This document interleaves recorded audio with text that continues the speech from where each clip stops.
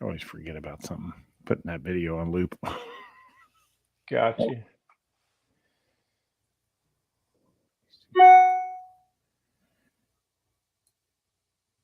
All right, looks like we're good. Warning: if you're faint of heart or easily offended, this show is not for you. I don't give a damn about what you saying, bitch, you in the way. Closed case, my nigga beat the charge just like yesterday. In your face, I'ma go hard and make sure you see the cake. Keep the pace, ain't no one fucking with me, this not a race. Doing the shit that I want, I'm never gonna stop, I'm never gonna give in. Making my way to the top, I told you to ride, I told you to get in. Now you can't eat out my pot, it's fit to the top, and I'm about to dig in. You say I was doing you wrong. Welcome to the Go Rogue podcast. I'm Roger Stout, and joining us this evening is Chris Moore. How are you doing this evening? I'm doing great. Doing great. So you, if I remember, you moved not too recently, but you moved to Virginia, right? Yeah, I did about 2 years ago. I thought it's crazy that it's been that long because I remember you talking about it. And now, initially, you had mentioned something about you felt like it was a kind of a better place to breed just because of the little more mild weather. Yeah, in Texas, it's 105 almost all summer with the heat index, and I wanted to go bullier. But every climate has its drawbacks, in my opinion. Here we got the moisture. You got to deal with the moisture issues. Yeah, definitely humidity is an issue, especially in the winter. I'm in West Virginia, so I'm just one state up from you. But yeah, you got to deal with moisture issues in the winter, and that causes skin conditions, and that's can be a big pain in the ass. But in general, the little more mild weather is nice for sure. Well, it's a lot different. Yeah. So this year at Nationals, you brought a dog with you. What's that dog's name? Rocky. Okay. Absolutely beautiful. I was blown away by that dog. Absolutely blown away. Thank you. Beautiful dog. I think it will just kind of step back for a moment and we'll kind of get into what we ask everybody. What got you into, I can't say bullies because you're an oldie breeder, really. Did you do bullies at one time? Yeah, I did bullies in the 90s. For people who don't, know who I am or maybe have been around for a while, I was really good friends with Gary Jackson, GMJ Kennels. He was the one who owned Paddington's dad. So that's a long time ago. And the reason I got into oldies was I'm just going to be as honest as I can. I was breeding dogs with the same pedigrees as everybody else, and I was just getting leaner. I wasn't gaining mass. So Right. I'm going to be honest as I can and just say, I said, fuck it, I'm going to go get me a bulldog. And I mixed it in, and I got thicker dogs, but I didn't like the having to explain everything. And on the oldie side, I can do it. I can mix. It was a lot more open about mixing in English and American and Bull Mastiff. So it was more of a shit. Why lie when I can do it I can do it openly. Right. Well, the weird part is that to this day, matter of fact, somebody was talking about it on the internet today. Like it seems to be a point of contention for some reason that the American Bully has bulldog in it, and there's still people complaining about it today. And I'm just like, I don't get it. Like we all know it's in there. I don't see what the point is of being like mad about it. Well, it's not even that. If in my opinion, if the community would accept it, the fact that it's a composite breed. Composite breeds are something that, a good friend of mine, Jamie Sweet, she always says, used to tell me, you always have to go back to the well. You always got to go back to gain where you got something from. So if mass was your idea thing to gain, you always got to go back to where you got it from. You can't just use it one time. Right. And I believe, the American Bully has made leaps and bounds above, other composite breeds like the American Bulldog, the Old English Bulldog. They have, I think because the community is so large, I think it helped them. It really did help them. But, the other thing is everybody turns a blind eye and says, well, I didn't physically do it. Right. Yeah. Well, it's in there. Your dog ain't got no damn tail. And I remember pit bulls back in the 90s, you know, Mr. Brooks, Top Gun. They weren't nothing like what y'all got now. Right. Yeah, I mean, it was obvious that something was added, and I don't see the point. Now, let me bring the comments up here. Do you think are we far enough in the American Bully breed that we shouldn't be dipping like either way to gain, like more pit bull to maybe get more movement, and more bully, more bulldog to get more mass? I mean, a lot of people focus on that pedigree. They look at the pedigree. If a dog looks like an American Bully, at the end of the day, how important is all the dogs that are behind it? What it's made up of. Here's my analogy in that. And I tell people this all the time. Michael Jordan is the greatest basketball player that ever played the sport. We can argue a little bit about it, but we are going to put him in the top 1 or 2, right? Michael Jordan had a brother. I bet you don't even know his name. Michael Jordan has a son. The only reason we know him is because he's, with Scottie Pippen's wife right now. Right. That's the only reason we know who those people are. So the reality is Michael Jordan is an anomaly. He's the greatest. He didn't reproduce himself. So all that stuff about pedigrees means nothing if it can't reproduce itself. So looking at a piece of paper, it gives us, it gives us a guide, but it's not necessarily, it's a tool to get us closer to where we want to go. It's not necessarily something that's chiseled in stone. That's not, that can't be undone kind of deal. You know what I mean? Right. So we'll just take 7 for an example. I've seen him. I've touched him. Huge animal. But if I look in his pedigree, his dogs aren't that big in him. No. But he's over 100 pounds. Right. So where did it come from? You see what I'm saying? Like, so you breed the 100-pound dog in front of you. You know what I mean? So, and that's what people don't understand. Just because he's 100 pounds, one, doesn't mean he's going to reproduce 100-pound dogs. And it doesn't mean that either one of his parents are 100 pounds. Right. Yeah, I mean, they actually, when you look at his pedigree and the blend of what makes him, the result of what he is pretty interesting, because it's like, Golden Child's litter mate, which was a pocket, and she was a giant female, huge amount of mass, but she was a pocket. And then you got Zero on the other end, which in his own right is a big dog, but tall, standard dog. And the combination of the two creating that, I mean, the odds, he could run it back 100 times. He'd never get that again. Yeah. I mean, that's the funny part. You can take the exact same parents and never make a 7 again. Yeah. When we, the funny thing is when we picked him, it was between him and one of his sisters, and we were just doing it FaceTime. So they were stacking the puppy on a picnic table, and honestly, it was a tough decision for us between that female and him. Like, we just kept back and forth, back and forth, back and forth. At 8-9 weeks, you would have never guessed that he'd be 2 or 3 times bigger than the rest of his litter mates. Yeah. I mean, I've seen his dad up close and personal. I've judged his dad. James has brought him to my house in Texas before. I've touched the dog. I've seen him. I've seen his sister. I think I was the very first person to pick his sister in the ring. And I told James and Hannah when the puppy was young, I said, man, that's going to be an impressive dog when she's grown. I think she was like 7 or 8 months when they first brought her out. Mm-hmm. And he was like, I was the only one that seen it. You know what I mean? Yeah. You can just see some dogs they're just born special. You know what I mean? Yeah. Oh, absolutely.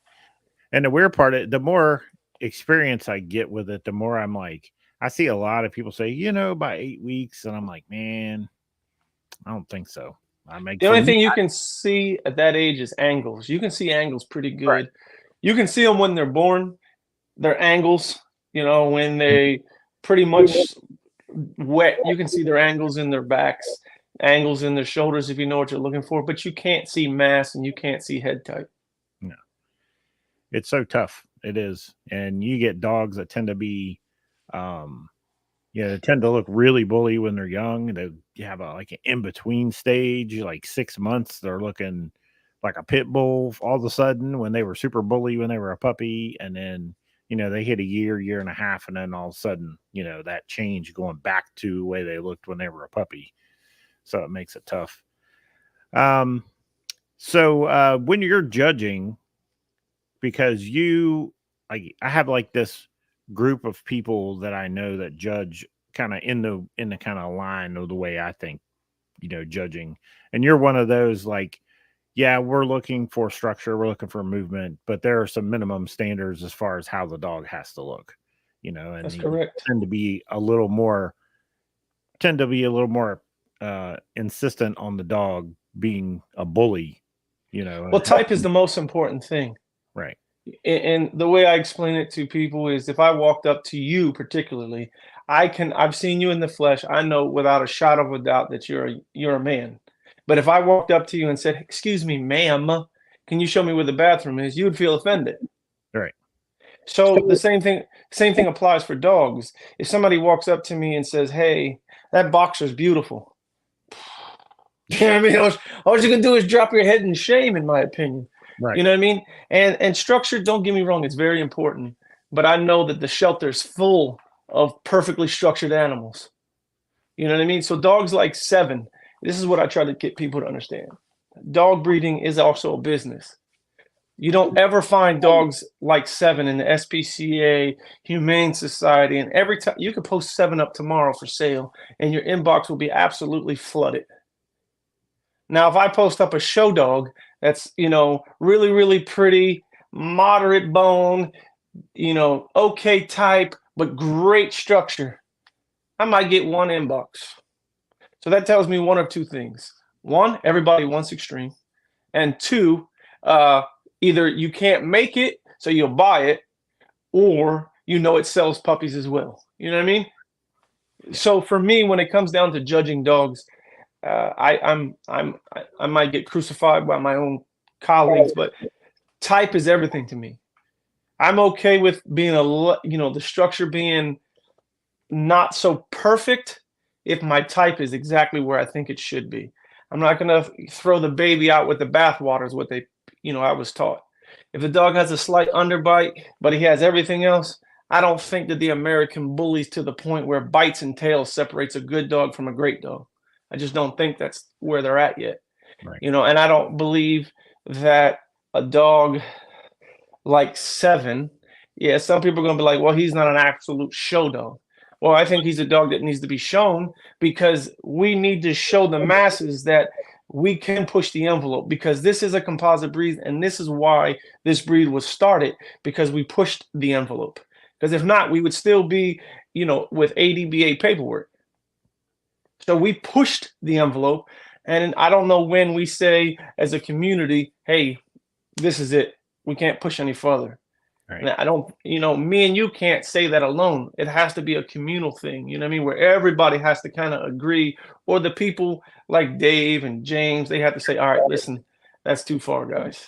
Right. Beautiful animal, but too far. Right.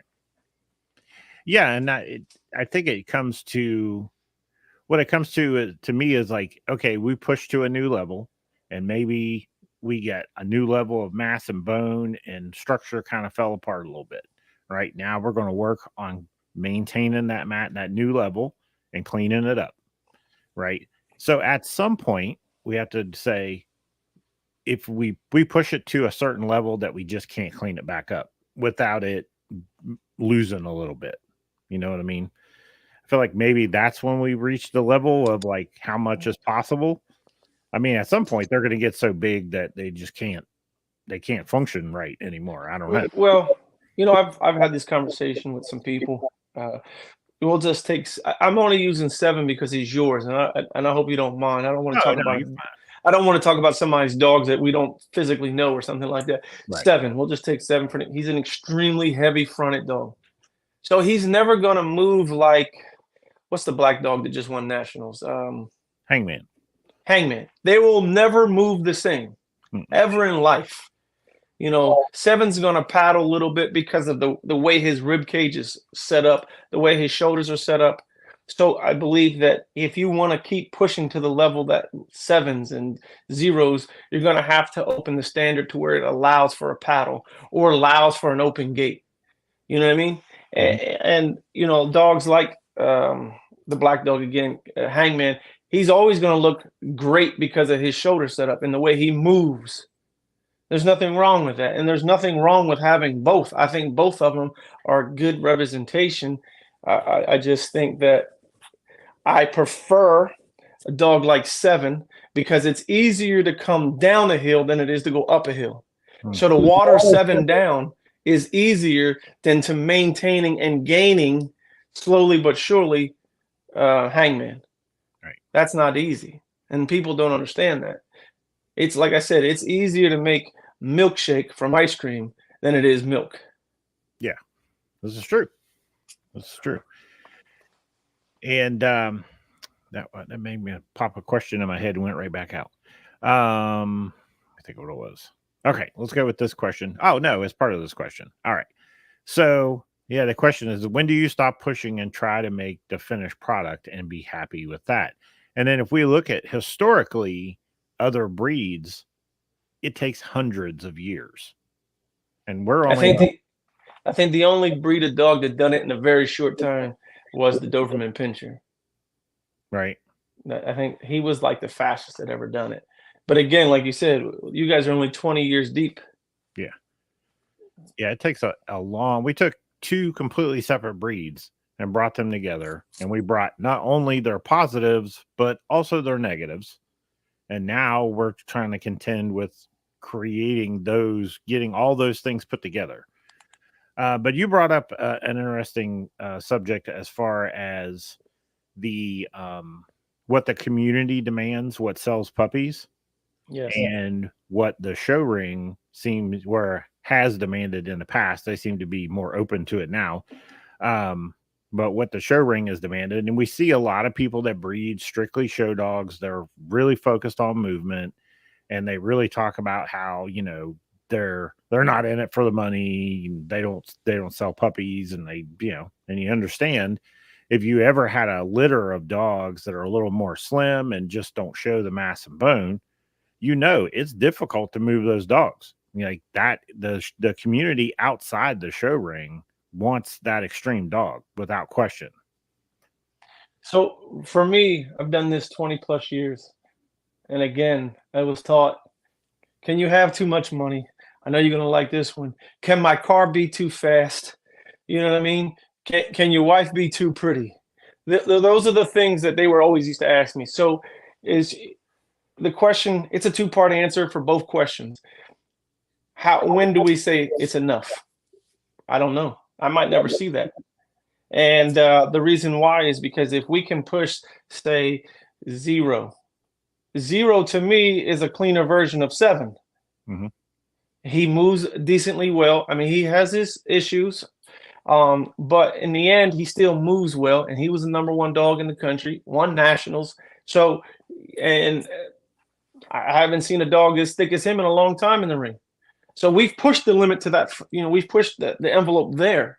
Now, to me, is if we can get 10 dogs lined up looking like that, right, then we say, all right, can we keep pushing? Is there another step, or is he the end of the road?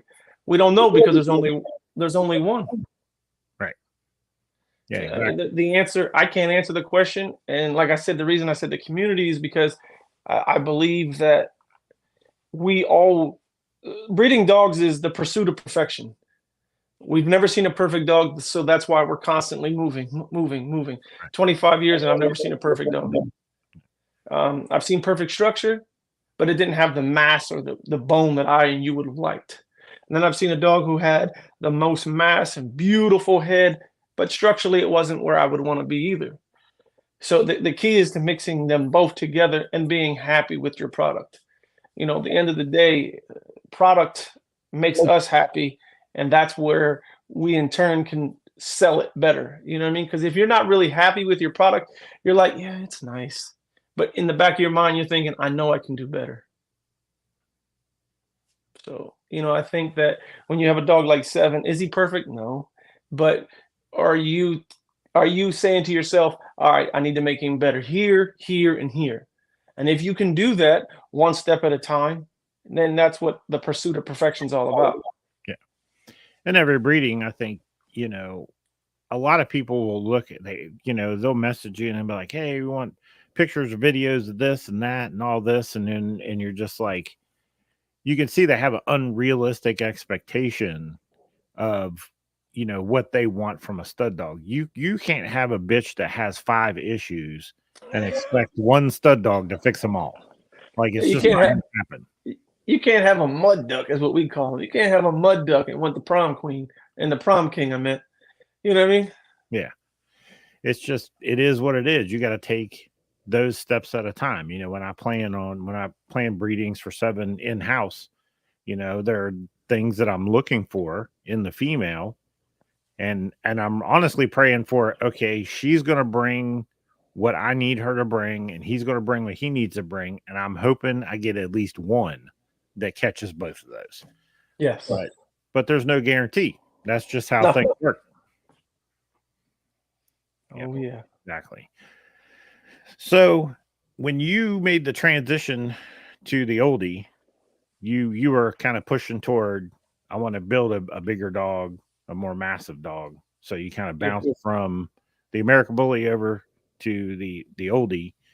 And so you said that community is a little more open as far as the breeding goes, or you had mentioned as far as the mixing, mm-hmm. we're back then in the 90s, early 2000s, it was an open door. We could mix in American Bulldog.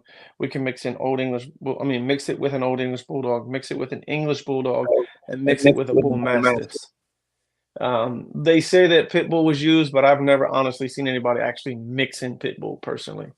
But, you know, we were legally allowed to use them under the WBA rules and some of the IWBA rules. So, yeah, that was the reason I wanted to do it. I like dogs like 7. I prefer a dog like 7 and all his imperfections, because I know, again, I can water him down and I'll still be better than most of the people what their best dog looks like.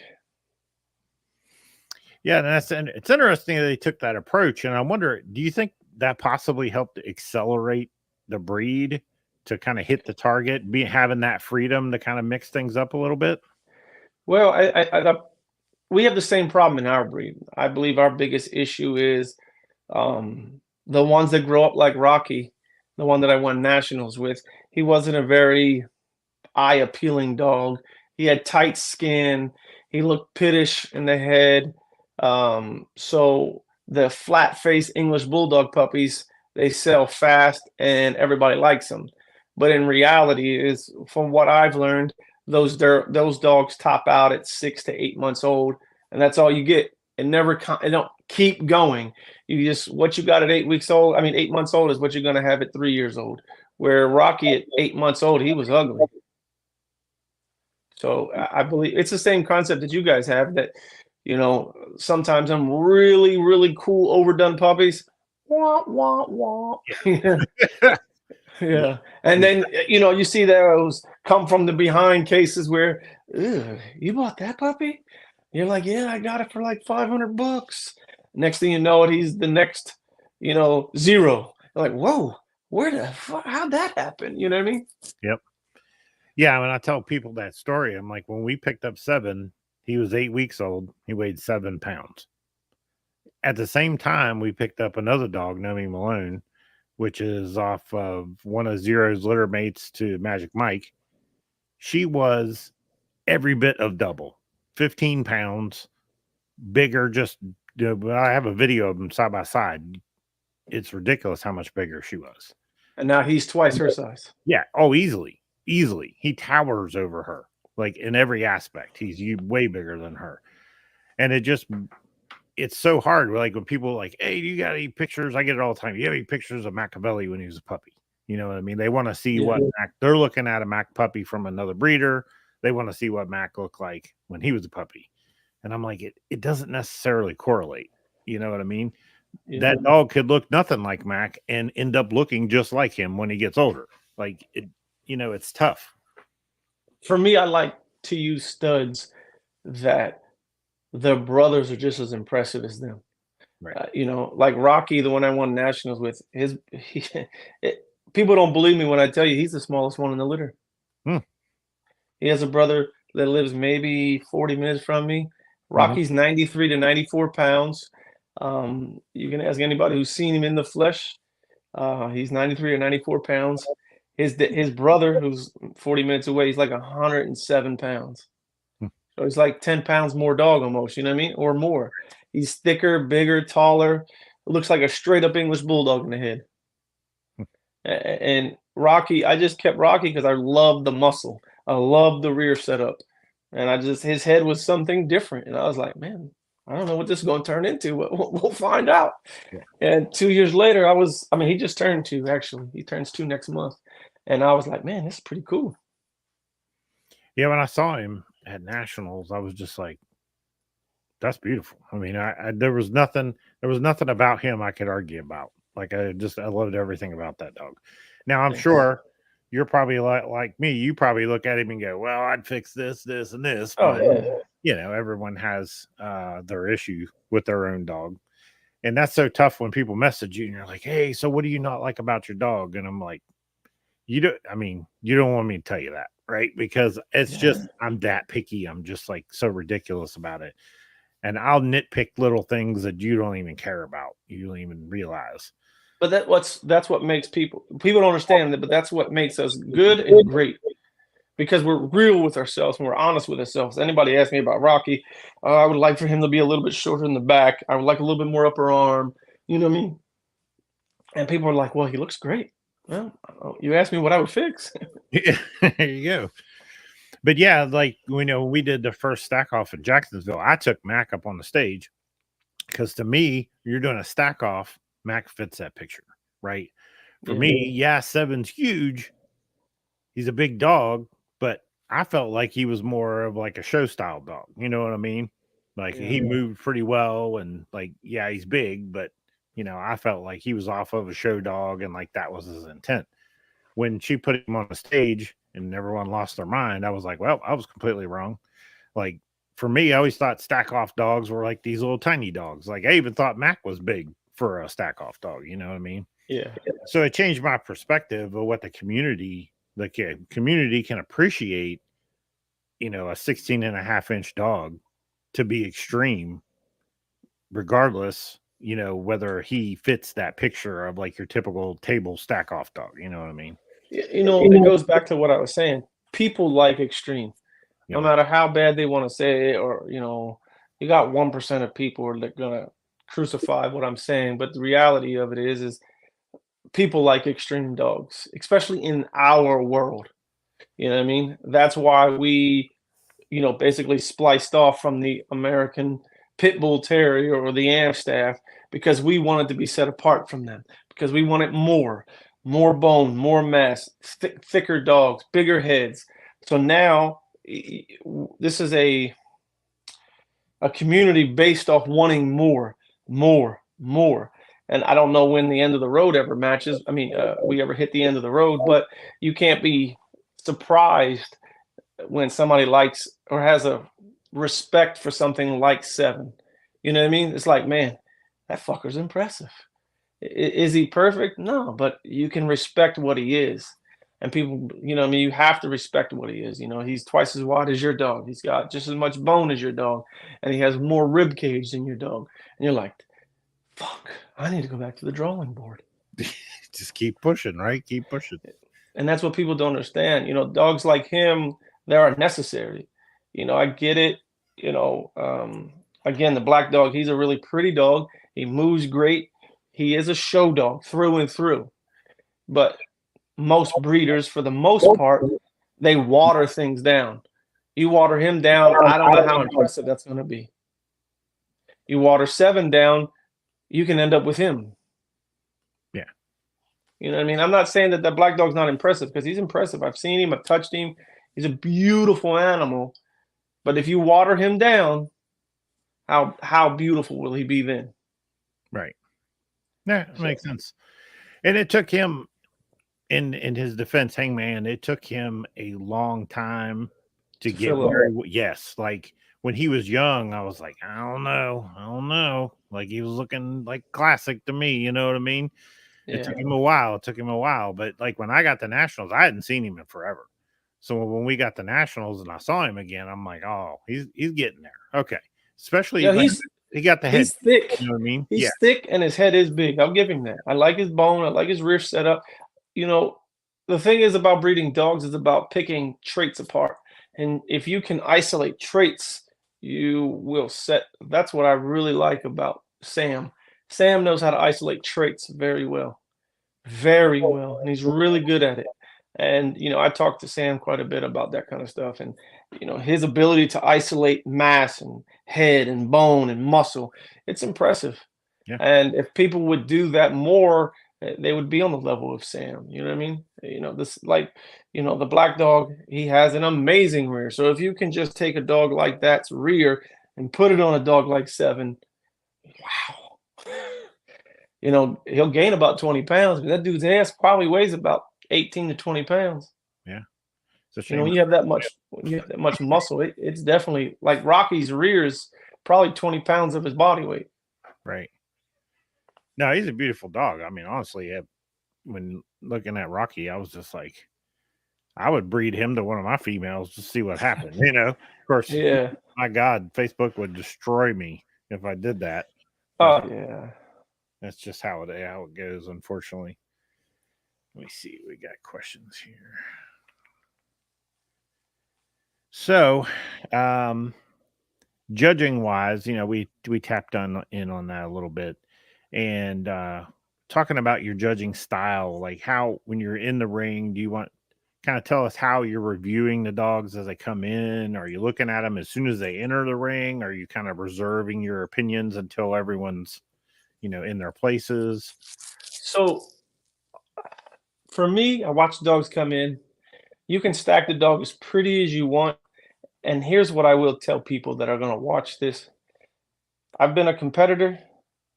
I've been a ringside judge. I've been an in-the-ring judge. And I've been a competitor from the outside of the ring as well. I will promise you all 4 views are different of the same dog. I promise you they are. You never notice, you know, sitting on the sidelines, watching the dog just stack up beautifully and perfect. It's like, wow, that dog should win. You know what I mean? Mm-hmm. But when I see the dog move, so when you're going down, I'm watching the way you're reaching, the way your movement is in the rear. When you're coming back, I'm looking at how your shoulder set's moving, how your fronts are moving. And then when you go around, I'm watching your top line. When you do a stack, you can hide almost all your faults. But the movement tells me everything I need to know. Now, I'd say 70% of the dogs in the ring, no matter what breed it is, their movement is not what you see stacked in front of you.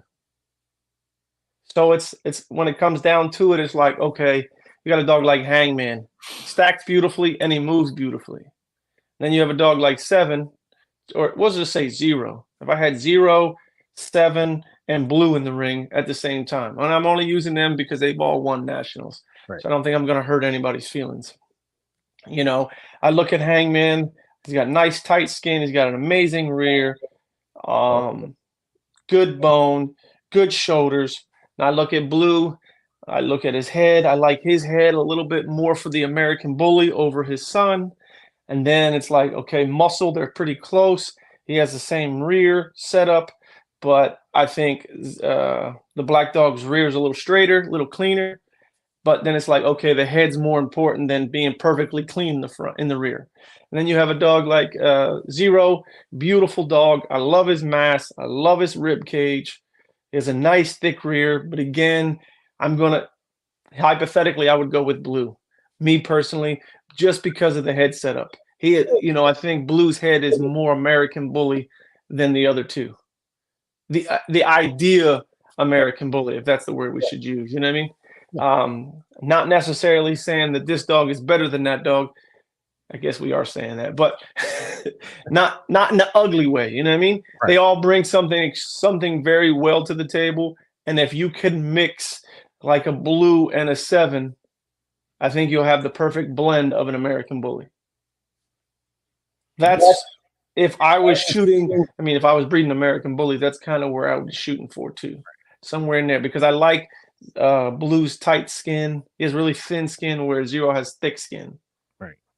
So yeah, I like the tighter skin because I believe that American Bully should have a little bit tighter skin. Now, when you're making a decision, and we've run across this scenario a bunch of times. So you have a dog that's kind of lacking, has great movement, then you have a dog that maybe has a little excess as far as mass and bone, and say the headpiece is good, but he suffers a little bit structurally, doesn't move the way he should necessarily. It's kind of a double-edged sword, right? Or you're always kind of leaning on the dog that at least looks like the breed. And Yeah, me personally, I am going to lean into the dog. Again, it's to take a dog that structurally sounds beautifully, but lacks a little bit of type. Again, you know, if I called you a woman and you would be offended. And a lot of people, you know, I've heard the statements, well, he's 106 pounds and 18 inches tall. That's happy. I'm happy, you know, standard. I mean, you know, numbers. You know, Right. I'm 6'1" and I weigh 210 pounds. But I can promise you there's a woman out there the same size, if not bigger than me. right. So at the end of the day, those numbers don't defy what the dog is. Because there's another breed of dog somewhere that's 20 inches tall and 100 pounds somewhere. You know what I mean? Exactly. So those numbers don't defy the breed. It's the breed type. You know, when it comes down to me being able to identify you as a man, you don't have breast, you don't got hips, and you pee when you stand up kind of deal. You know what I mean? So Right. those things tell me that you're a man. So those things that I'm looking for, I don't care if you're bald like my ass, and I don't care if you got a full head of hair, you're still a man. You know, that's what people don't understand. So to me, type, then structure. Some people are going to say it's the other way around. Some people are going to say movement's more important. Yeah, in certain aspects, they are correct. But when it comes to a companion breed, which these guys have no job, I believe that overall silhouette and appearance is the most important thing, because this breed is bred for looks and looks only. Right. So that's the most important thing in the breed. If it doesn't look the part, I don't care if it can move like a gazelle or it moves like a sloth. You know what I mean? If it doesn't look the part, it's not the part. And striking that balance again, we talk about what the community demands versus what the show ring demands, and I think that's the other thing is we have to try to cross that bridge, because at one point we had a huge gap between what the community demands online and what they're buying for puppies, and then what was standing in the ring. And I think today they're more closely approaching each other, maybe not, you know, approached, but approaching. So I think where it gets harder for you as a judge is you have a dog that is approaching breed type, maybe not quite there, but approaching breed type, maybe has the headpiece, probably maybe still lacking a little bit as far as the mass and the bone is concerned, but the dog moves very well. That is the tough spot for you to be in, as far as you're looking at that dog and then the dog that's a little more extreme but doesn't move quite as well. So you got a dog that's a little more balanced, basically. So it all comes down to a point scale in my mind. Every dog is on the same scale. I don't judge this dog versus this dog. I judge this dog versus the standard. You know what I mean? And we'll just take Blue and Zero. You're gonna knock Blue's head setup, muzzle length. You got to take points off from that on Zero. But he's straight in the rear. He's actually straighter. Where Blue is a little hockey in the rear, but he has a better head setup. So now, where do you pick? You got tighter skin on one dog. You got a little bit better bone on the other dog. These are the style of it. As a judge, you don't have this all the time, but these are the debates that you have to ask yourself. You know, and then the way I do it is, okay, this might not be the right answer, and I might get crucified and fired tomorrow, but the reality is, which one would I breed to first? That's the deciding factor when you have dogs that are that equally matched, but yet that different in the same sentence. Mm-hmm. But then you have dogs that come in the ring that have great mass, but they're extremely easty-westy. or they're extremely cowhocked. And then you have a dog who is perfectly structured and has moderate type, not overflowing type. Sometimes some people are going to say, how can you reward a dog like that over that dog? And I totally understand. And there is times where I will pick, like, I can't overlook it. I mean, your dog is walking like this in the front, you know what I mean? Right. Like wax on and wax off. And I just can't, I just physically can't do it. And I'm a type, I prefer type over perfect structure. But, when it comes down to it, I can't reward absolute fuck up. You know what I mean? Like, right. I have fuck ups out back too. And I know they don't produce the shoulder set that dog has at that, what they possess. They don't throw it. They throw upright or forward, or I know how to balance it. And some dogs aren't meant for shows, but they are good tools. And I think as a judge, we need to find a nice way to tell that person, like, hey, beautiful animal, might not want to show her. Gotcha. You probably didn't win much today. No, I came in third place all day. Well, look, don't feel offended.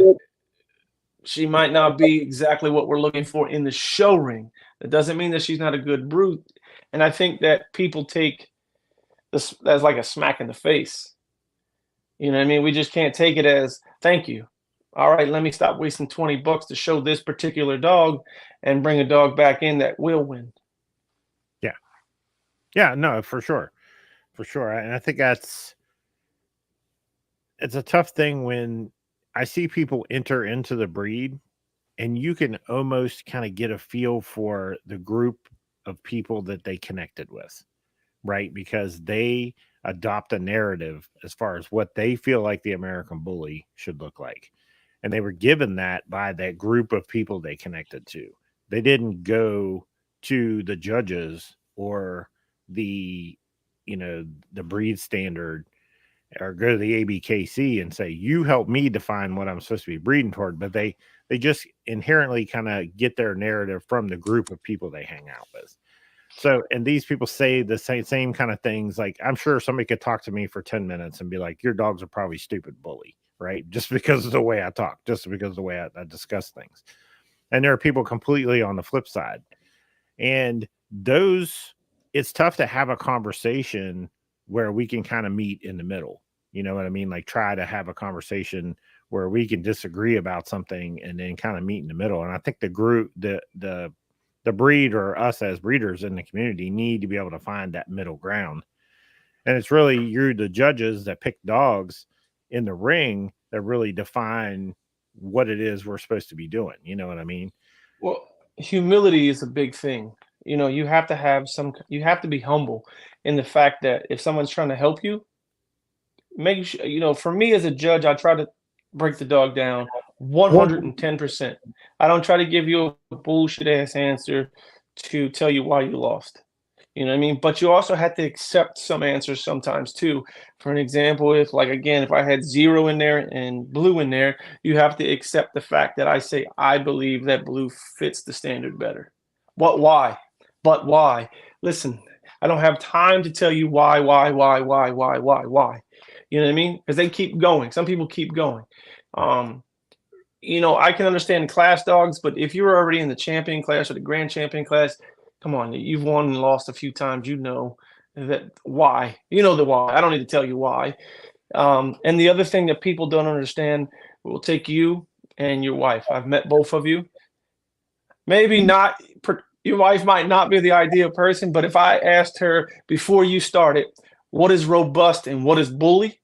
If I asked you and I asked her, she would describe somebody that looks like you, and you would describe somebody bigger than yourself.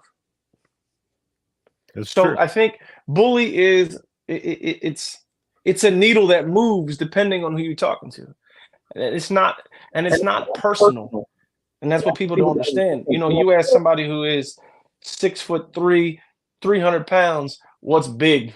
I mean, he's not going to tell you, yeah, somebody who's 6 foot tall and 158 pounds. That ain't big to him. That's little to him. Right. So it's a needle that moves based off of, your experience, 1, and 2, your natural build, 2. You know what I mean?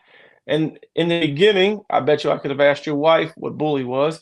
It wouldn't have been 7. You know what I mean? Now, 2, 5, 10 years later, however long you guys been doing it, she wants them thicker or all look like 7. Yeah. And you're like, damn, lady, listen, we can't get them all looking like him. But that's where that needle moves, and that's where people don't understand. And people take that personal. Oh man, he just thinks he's better. No, he learned the same way you did, and you got lucky, just like anybody else who would have bought 7 got lucky. You know what I mean? Yeah. And that's what people don't understand. But that humility or that being humble, it definitely goes a long way, because you can learn more. You can absolutely gain better knowledge from it at the same time too. Because when you're humble, even me, I've done it a long time. I know a lot of veterinarians. I'm really cool with a bunch of veterinarians, and I even learned stuff like, hey, why does this happen? And he'd be like, are you serious, Chris? Like, yeah, why? Oh, this, and this. And I come home and I read a book about it, or I read articles about it, just because I don't know. And sometimes I get a little bit of shit pie, because I'm like, damn, that was fucking easy. I feel stupid. You know what I mean? But that little bit of stupidity humbled me, because I don't know everything. You know what I mean? Even when I'm in the ring and I might tell somebody, hey, I believe your dog has a luxating patella, and I feel it in my knee, and then they go and bring a vet report and say, hey, it's not a luxating patella, it's this. And I'm like, oh shit, sorry. You know what I mean? Right. I felt like a luxating patella, and I was wrong. And I don't have any problems when saying I'm wrong, and I make mistakes. I'm just like any other person. You know what I mean? Exactly. Yeah, I mean, it's all perspective. Yes. At the end of the day. But that's why we have 4 shows. That's why we have multiple judges, because we'll just take somebody like Rolando. Rolando loves a movement dog. He loves dogs that move well. And you know that as well as I know that. Yeah. And then I'm probably on the same list with people like John Ronaker, Lou, because we like bullier, more typier style dogs. Mm-hmm. Yep, that's true. I mean, we all have a perception of what the perfect American bully is. For me, I have great knowledge in breeding dogs. I've done it a long time, and I know, for me, as breeding stock, because that's what the dog shows were based off of, evaluating breeding stock, I know that watering 7 down or 0 down or blue down is going to be a lot easier for the masses than building up to 7s and 0s and blues. And I can't say it enough. I mean, it is not freaking easy to make dogs like that. Because if that's the case, everybody would do it. Oh, okay. Uh-oh. Oh, yeah. Hannah was like, 0 has a straight rear. What he meant was not cowhocked. I think it was what he was going by there. No, I'm not saying he was cowhocked. No, that's what, just clarifying. Yeah. People are clarifying in the comments there. So, sorry. Yeah, that is, it's an interesting perspective. And we get in kind of debates and all the time. And I like it at the end of the day. Like, I like to get into a debate with a person, because I'd like to gain their perspective. It's the same as I like to, I don't go to just Irish restaurants. You know what I mean? I go to restaurants from all over the world, because I'm trying to gain some knowledge from other people's types of foods that are all around the world. Well, the same thing. Like, if all I care about is what I do, you know what I mean? There could be things that I can learn from the community, and there are things I completely disagree with the community. But if I isolate myself from it completely, I'll never know any of it. You know what I mean? So I don't mind getting in a conversation with somebody that completely disagrees with me and says, no, I think a dog has to move and blah, blah, blah. Well, I don't disagree. The dog does need to move. But the dog still first needs to look like an American bully. Yes. Then if we can make it move. And that was the other thing, is like, if it takes 100 years to get the dog where it needs to be, which isn't that unusual for a breed, if it takes 100 years, what is the best dog that we could build to hand down to future generations? I feel like it's a dog that they can water down and try to straighten up, versus a dog that they're going to have to continue to try to build up. So at this point, 20 years in the breed, I feel like build the biggest thing that we can build and then send that down to future generations to refine it. I mean, if you just look at the American Bully, how hard would it be to turn a pocket into an XL? Oh my God, it'd be tough. Now, how easy would it be to turn a XL into a pocket? What, few breedings? I mean, you do. So that's what people don't understand. And maybe we should word it that way instead of watering it down, because to take a pocket and turn it into a very good XL, yeah, buddy, that is going to take some time, because mass and size is hard to maintain at that levels. You know, when you're talking a 20-inch tall dog that weighs 120 pounds plus, that is and straight, that is very hard to maintain. Versus if you take a 120-pound dog and you want to shrink it to 16 inches, it's a lot easier. And the reason I ask people, the reason I show people, and they be like, "Oh, Chris, you don't know." Shit, how come the XL class isn't so as big as the pocket class? Because everything goes from big and it shrinks down to small. Right. It's just you don't even have to do it; it'll naturally do it. And the other thing is well, people, they get mad at me when I say this. And I don't mean it. I'm going to use correct terms. Little people. You ain't never seen a skinny little person. So all little people are super thick. Right. So, to make a dog that's 16-inch tall and thick is hard. No, not when you're comparing it to a 20-inch tall dog and 120 pounds that's super thick. Which one would be harder? Yeah, exactly. You know what I mean? So that's what people don't understand. So if you can take a dog like 7 and you can maintain that generation after generation after generation, that's impressive. Yeah. You know what I mean? But the shrinking back down to a pocket-sized dog, to me, you can say it's impressive, but it won't be like the most impressive thing I've ever seen.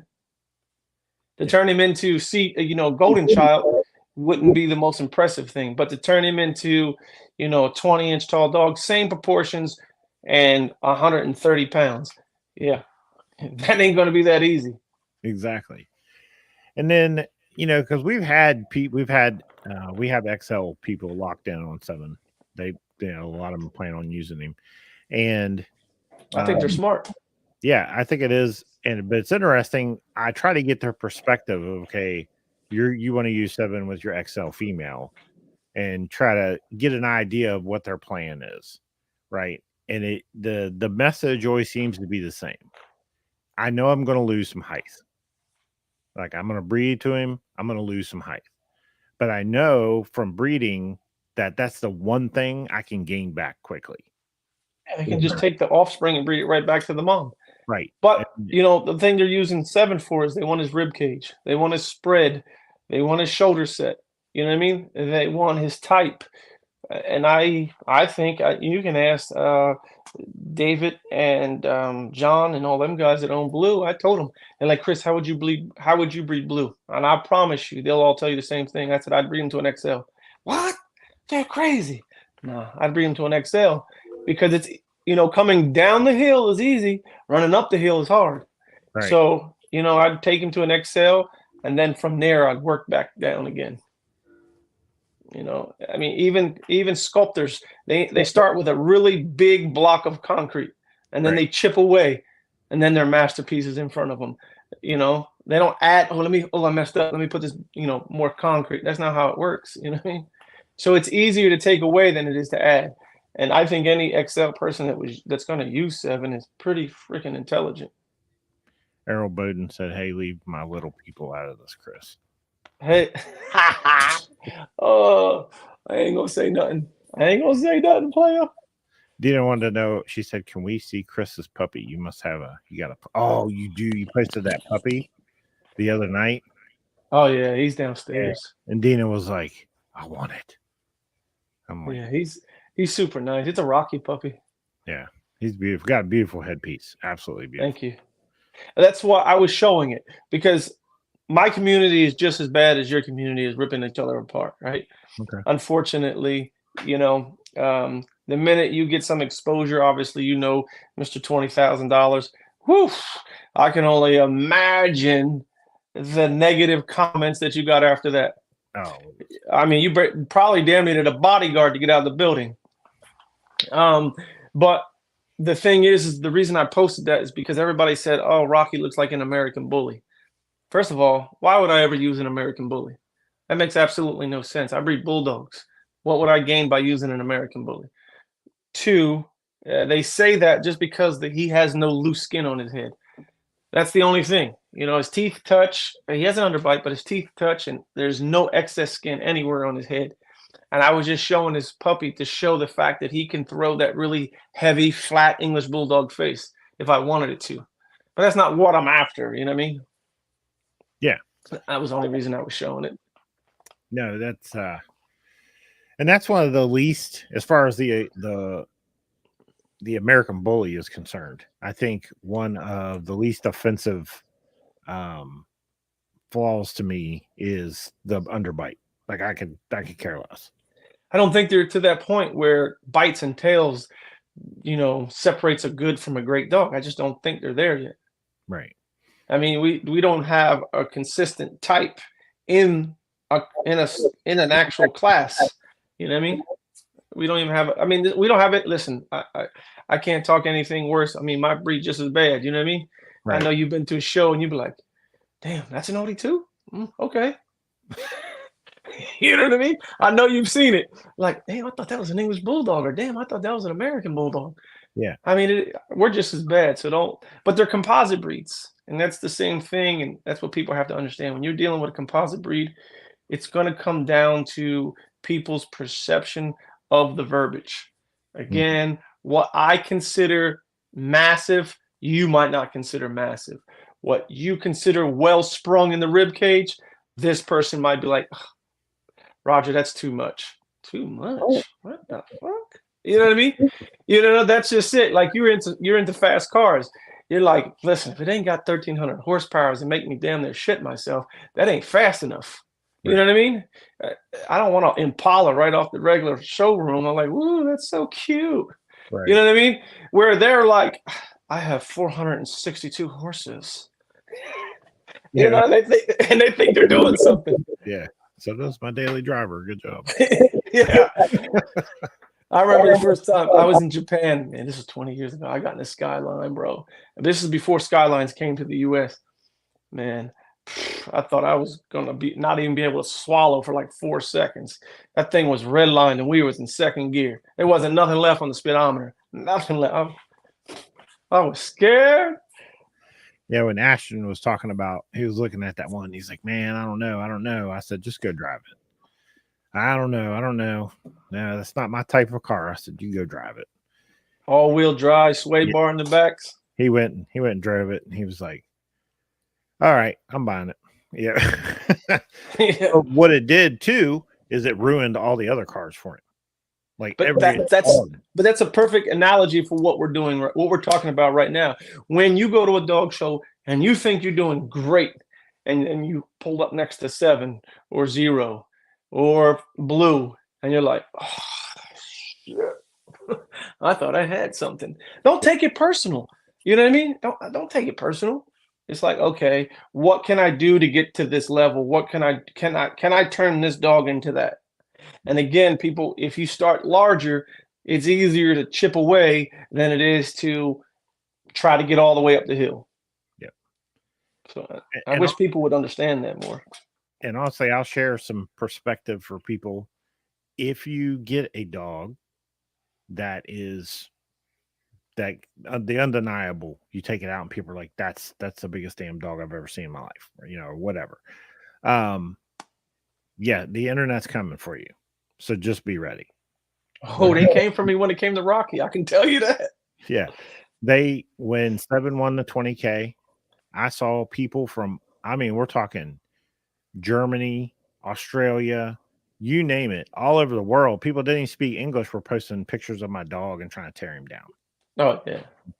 And just know this, that they're going to come after you and it's going to be done in a couple of days and everyone's going to forget about it. Well, not only that, I think it was Dave that once told me bad publicity is better than no publicity at all. Oh, it's the only thing that moves the needle. You know? Hey, yep, come here. I'm Seven's owner. That's me. Yep. Terrible. Own that shit, buddy. Yeah, and that's the bad thing is like, you know, you can do all the accomplishments in the world. How astronomical does your accomplishment have to be for everyone to be able to everyone to talk about it? And it's like the level of winning $20,000. You know what I mean? But you could have a very nice show dog and have a bad day, and that dog try to bite a judge or something because he's just having a shitty day. And regardless if that dog's been in the ring 700 times, the only thing they're going to talk about is that dog will try to bite that judge that day. Yeah, I agree.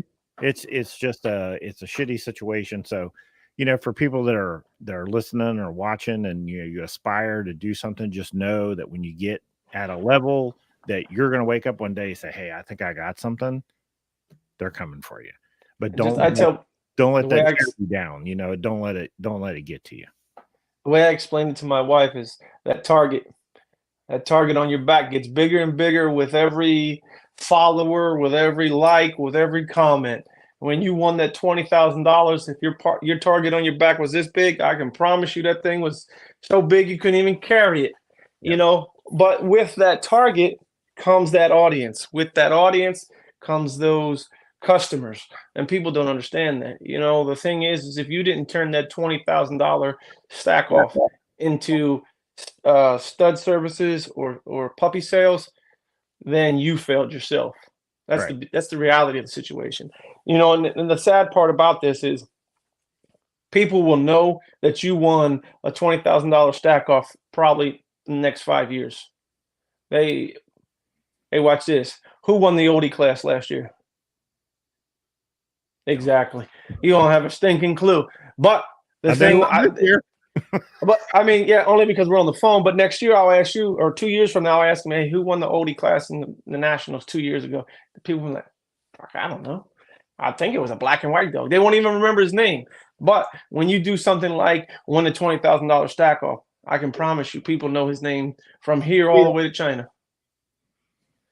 So, you know, it's what is it? With great risk comes great responsibility. You know what I mean? Yeah. It's the same concept. Yeah. Matt said, I think he meant bulky built videos all the time on YouTube. Once I get my bullies right, Oldie is next, and I'm going to you and Gina first. My man, thank you. Devin said, that's how you know you're on top, when they come in after you. That's the truth. I mean, that is the sad part, but it is the truth. That target gets big, boy.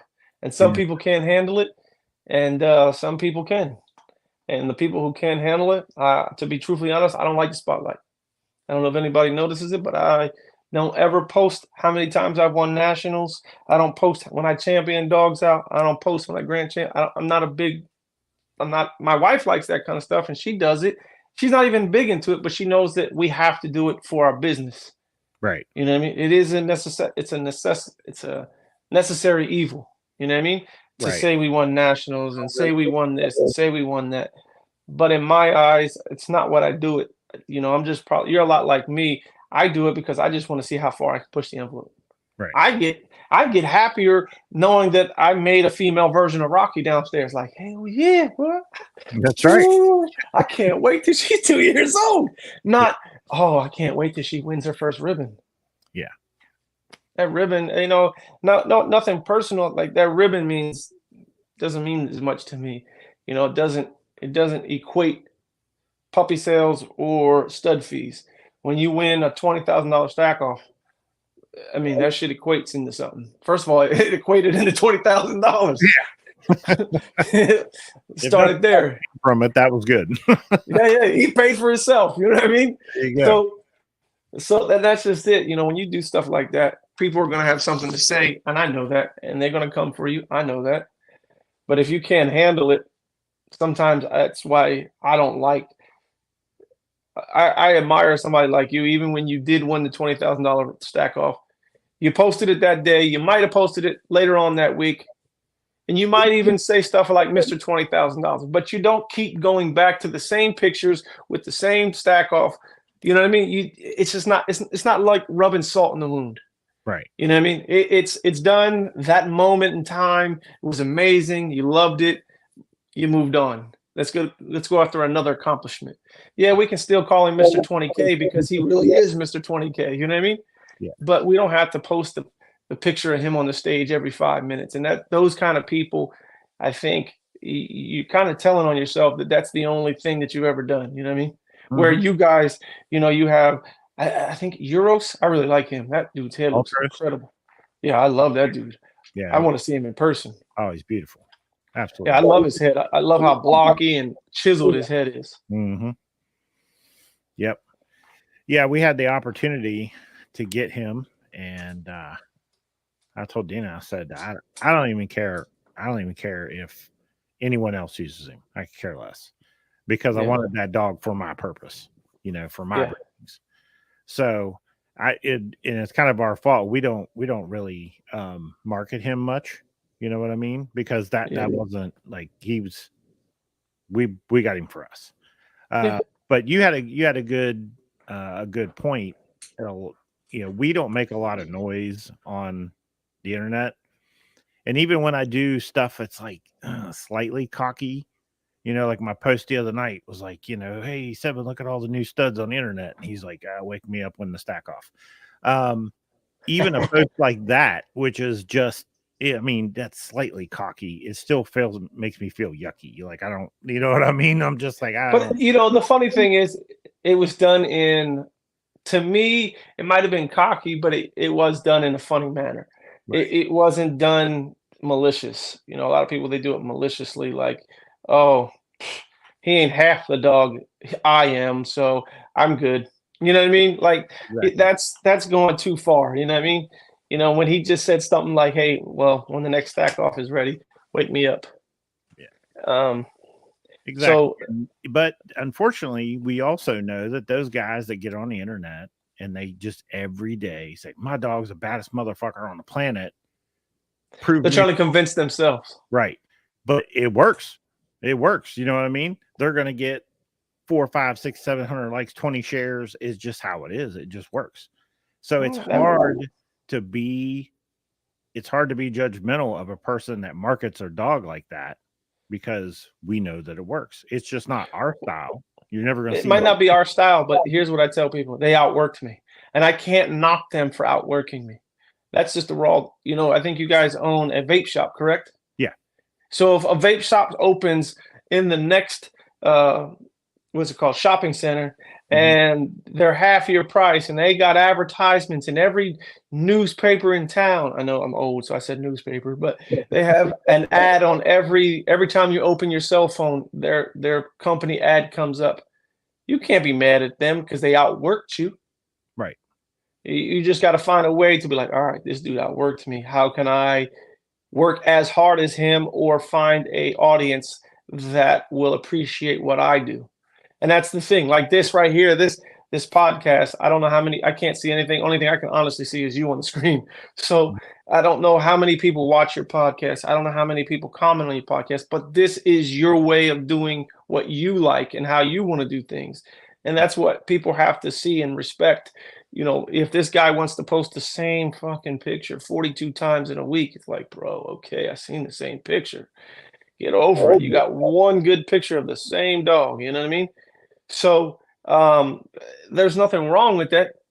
If he's getting stud fees, he outworked me. And I have no shame in my game in saying he outworked me. You know what I mean? If he's $1,000 cheaper than me, all right, cool. He outworked me. He out-hustled me.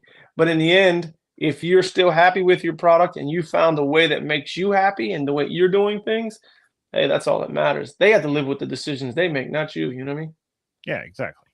Yeah, don't. And that's why, I try to encourage people. If you're not that kind of person, don't try to be that kind of person, because what's going to happen is you won't be able to maintain it. You're going to come off that cocky guy, that talking shit guy, but eventually, because you're not that guy, it just all fades away. Eventually you become yourself. So just be yourself from the beginning. And Sam's a great example of that. Very, very rarely will you see Sam post anything that's like cocky or, whatever. Like very rarely does he post in? Like, I think in the time I've known him, he's probably had 2 or 3 posts where he was matter of fact about some subjects. And he was probably really fucking pissed. Yeah. If you know Sam, you know he's not like that. I'm not like that. You don't ever see me try to tear somebody down. If I don't like your dog, I just keep scrolling. If I'm tired of seeing you, I unfollow you. That's all I ever do. It's, out of sight, out of mind. I don't know why people feel the need to, if I don't like Seven, why do I need to feel the need to go under you and say, hey, I don't like him? Well, thank you. I just want to ask that same person, do you walk up to a woman and say, hey, I just want to let you know you're ugly? No, nobody does that. You know what I mean? Hey, I just want to let you know your kid's ugly. Hey, have a nice day. You know what I mean? Nobody does that. They use that excuse. Well, I'm trying to educate the community. No, there's ways to educate the community. I just don't feel like that's the way you do it. Well, I get what they're saying. They're trying to educate, but there's ways of educating without tearing down. You could say something like, he's a cool dog, but he's a tad bit too far. You don't have to say, oh, he's a piece of shit. He's this, he's that. You can say he's a cool dog. He's a dog that you can, water down and make some cool dogs with because he's too far on the other end of the spectrum. Right. And that's a respectable. That's a respectable answer. You know what I mean? Right. Yeah, I wouldn't even argue with him. I'd say you're right. No, it's not. Is he too much? I don't think he's too much, but I think he's more than the current brood stock. You know what I mean? Yeah. He's an exceptional version of what's available out there. Yeah. So, I wouldn't disagree. Is he bigger? Yeah, he is, but that's for me. When I look at him, I say, man, I've got some females and that he is exactly what they need. That's when I don't have to go on your post and say, oh, he's this and he's that, he's trash. And, I'm like, what? And, I don't know anywhere in any other profession you go into someone's house and say, just say I'm an electrician, walk in and say, hey, I'm here to do your electrical work. God, your plumber sucks. What? What the fuck? Like, all right, thanks. Yeah, exactly. I'll let him know he did a shitty job. I mean, I just don't understand people, and some people they really like that space, and I personally try to stay away from them people because it's like, bro, I'm cool. I don't need to bash your dogs to become famous or to become known or to get likes. Like, I just don't need it. You know what I mean? And the way I present my dogs to the public is how I would want to see them. You know what I mean? That's it. And I don't feel the need. If I don't like your dog, I just keep scrolling. You know what I mean? There's a lot of dogs. There's a lot of breed of dogs I don't care for. I don't like long-haired dogs. So if it got a long hair, it doesn't mean that I don't think it can be an absolute badass, but it's just, I'm just never going to own it because it's got long hair. Next. Yep, exactly. So, yeah, that was the other thing is just, I try to tell people, just show up. I mean, if you think you got a good dog, show up. And that's all the shit talking you need to do. The other guy could be talking shit on the internet all week, right before the show. And great. All his people and his followers are going to show up to support him. And then you're just going to show up with your dog and the decision will be made. Like, that's all there is. You didn't have to put all that work in it. You didn't have to do all that shit talking. You just show up. And if your dog's good enough, he'll get the job done. Period. I mean, you like fast cars. It's the same concept. You can talk all the shit you want. All right, we'll see. When we get on that green line, woof, see who wins, buddy. Yeah. Let's see who got more horsepower and who's faster. I'll see who can get to that finish line faster. You know what I mean? It's the same thing applies to anything. Like, hey, you come and see my work as an electrician. Whose work looks better, mine or his? It's the same concept. It's the same thing in any business. You bring out a Seven, you bring out a Machiavelli. You don't like him in the flesh, I can respect it. He's not my cup of tea. I can respect it. No love lost. You didn't hurt my feelings because you weren't going to spend any money with me anyway because you don't like him. Right. But now that I'm here and your dog is here and they're standing next to each other, it's a comparison thing. We can compare each other. Like, wow, I didn't know he was that thick, Roger. Yeah, now you do. I showed up, and even showing up sometimes, I've seen Brian with Oscar show up to a dog show, and it's like, wow, that dog is thicker than I thought he was. Yeah. He didn't. I mean, he wasn't there to do, laps around the ring to win. He was there to show off. Yep. Just to show dogs like, hey, I'm local. Boom, this is what they look like in person. Wow, that dog's thick, man. I want to use him. You can get a stud fee out of it just by showing up sometimes, Yeah, that's all it takes. I think the majority of people that lock in with us are people we've talked to before, like at a show in person, eventually. But last year we spent, most people know, we spent a lot of time, well, Dina did, a lot of time on the road. Like Seven was everywhere. We took him everywhere. Yeah. And we learned a valuable lesson because we spent the first 2 years going nowhere. We just went to ABKC show, came home, like we didn't do a lot of promoting. And then we completely flipped it up and we said, okay, we're going to go everywhere. We're just going to go to all the shows, whether we show him or not. We're just going to show up and walk around with him, whatever. Yeah. And made all the difference in the world. And we look at people like, well, we got like Philip Wilcox here as another good example. Golden Child's another good example. Like these dogs that were just every time you turn around, they're there. You know what I mean? Yeah. And just the sample of people that actually get to see the dog in person, because some photos do too much justice for dogs, and then some photos don't do enough. And you can't go by a photo. You got to put hands on a dog. You got to be like, hey, come and see the dog. Come and put hands on it. But then you have a dog like Golden Child. I don't think he ever has to come out ever again because his resume of productions is probably one of the best I've ever seen. You know what I mean? So, a dog like him, he's earned his weight in gold now. I mean, literally liquid gold. Yeah. so, he doesn't have to do anything now. He doesn't have to come out and make guest appearances anymore because we already know, one, what he looks like because he brought him out enough. And eventually you can do the same with Seven. And then two, his production, stock is through the roof to where now he doesn't have to do anything but lay on the couch and get collected every morning. You know what I mean? Yeah. Yeah. Because we don't. At some point, you don't need to anymore. They don't need to see the dog because you see his kids. They're everywhere. Yeah. Golden Child is an excellent example of that.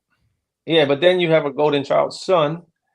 I tell people this all the time. You do know when you say, hey, this is a Golden Child son, you make Golden Child look 20 times better than you let your own dog.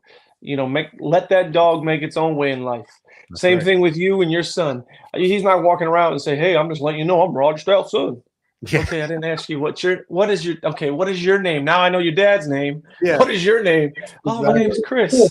You know what I mean? Like, well, now that I know you and I know your dad's name, thanks, buddy. You know what I mean? Nobody talks like that. So if, we'll just take Big Country. He's a really, really nice dog. I like him. Mm-hmm. It's like, hey, he's Big Country. Then we can get to the point that he's a Golden Child son. And I think a lot of people in the American Bully world, they get lost in the fact that he's so-and-so's son or so-and-so's granddaughter, so-and-so's grandson. Let that dog make his own way in life.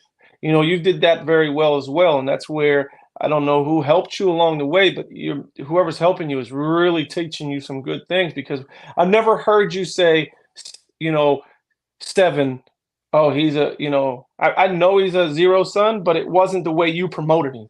Right. You promoted him at 7. Yeah. That's it. It wasn't, oh, this zero son. Okay, what's his name? Oh, his name is 7. You know what I mean? No, you promoted 7. Case closed. 1, that's your dog, so that's your way of into this world to promote. You promote him. You don't promote 0. Right. It's cool because you guys are friends that you say, hey, he's a 0 son. You and Sam are friends, and you and James are friends. So yeah, that helps because all you guys are friends. But some people don't understand by you saying only that he's a 0 son.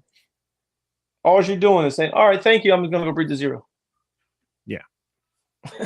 But it happens, trust me. But no, it was Jim right after, I think 7 had just champed out and we were kind of promoting him and I was throwing that 0 thing out there and Jim kind of pulled me off to the side and he was like, you don't have to do that. And I was like, what are you talking about? He's like, you don't need to tell the whole world he's a 0 son. He is his own thing. He's right. He stands on his own 4 legs. And what? So I took his advice and I did that. And occasionally I get some heat from people because I don't put yard names on the dogs either. I don't know if you ever noticed that. But if I post Seven is just Seven, or Machiavelli is just Machiavelli. But even my own productions, I don't put RBCs, whatever. You know what I mean? I just put the dog's name. And I did that for a reason with approval from Sam. I explained the situation. I said, look, if it's an official thing, like if it's a breeding banner, absolutely, I'm putting Triple S Bullies on there. But at the end of the day, if I'm going to make this work, I'm not going to ride your coattails. I'm not going to constantly throw in Seven's dad out there or Triple S Bullies out there or my association with you or anything. If I'm going to make it, I'm just going to make it on my own. Like, so that's how I always marketed the dogs. Just their name. Seven, Machiavelli, Ultros. I don't put no one's yard name. If you want to know, there's a link to the pedigree on I'm not hiding it. You know what I mean? You go to my webpage, you click on the pedigree, everything you want to know is right there. All the information. You'll know who produced the dog. It's right there. But yeah, just that concentration on if you've got a dog, you want that dog to build its reputation, then promote that dog. I don't know how many times, especially when Machiavelli was younger, people would be like, who's he off of? And I'm like, Luca Brasi. And they're like, yeah, and they were like, I'm going to go block in Luca Brasi. And I'm like, all right. just like, but you understand that the combination of Luca and Coco is what created Machiavelli. Like, you couldn't use Luca alone and create Machiavelli. That's not how that worked. It was the combination of the two of them. So, but a lot of people I don't think a lot of people give the female enough credit a lot of times. No, I do. I think it has everything to do with it personally. I think the mom, she normally throws herself and the dad just throws all the cool features. That's the best way I can explain it to people. It's like, the mom's a Chevelle, but the dad puts the big old Hemi in it. The dad puts the big old, wheels on it. It tends to fucking all that cool stuff. It puts all the cool muscle to it. You know what I mean? That makes it a muscle car, if that makes any sense. The woman, not the woman, the dog, the female's just the shell, the frame. You know what I mean?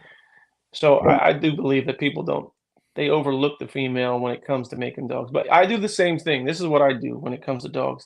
If I bought the dog, I will never take credit for the dog. I don't put my name on the dog anywhere. Like, for an example, my chocolate tri-American Bulldog that obviously people are in the uproar about, but his name is Blackwell Santana. That's it. I don't put of bulky build or of eye bulldogs. I don't do any of that. I don't have anything to do with the dog. I bought the dog. Right. But I promote him as what? He's Santana. I do similar stuff like that. I put Blackwell Santana, you know what I mean? But I just put a picture of him up. I don't put no words. Oh man, he's dope. Where'd you get him from? You want to use him? If not, I got him from so-and-so. You know what I mean? Right. End of discussion. I'm not going to go back. I think that's the best way of doing it. One, you're building your own stock, your own repertoire. People know that, hey man, this dude Roger, bro, he's got an eye for a dog.